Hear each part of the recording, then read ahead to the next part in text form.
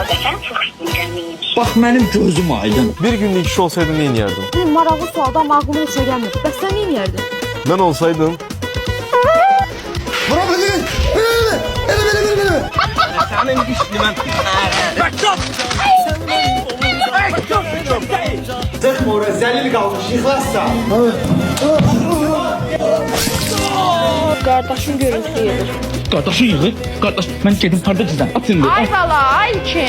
Hə. Biz evliyik. Kəsin oğlu yaxşı yerdə işləyir, falan kəsin qızı yaxşı universitetdə oxuyur. Bax, ailəmizdir biz incidən. o incitmək nədir? Dəlisən sən. Mənim əmim uşaqlıqda dəfə mən zorlayır. İçə bilmirsən o poxu içmə. Ad günümdür. Meki. Deneme söyle. İttim bir pişir. Şefika buradadır. Şefika. Səni gətirəcəm, Rusiyada saxlayacağım. Öyüm var, eşiyim var. Mən mənə demir, Rusiyada zaten nə işim var? Kəşfiyyata düşənə qədər mahnı buyurun. Küçələrə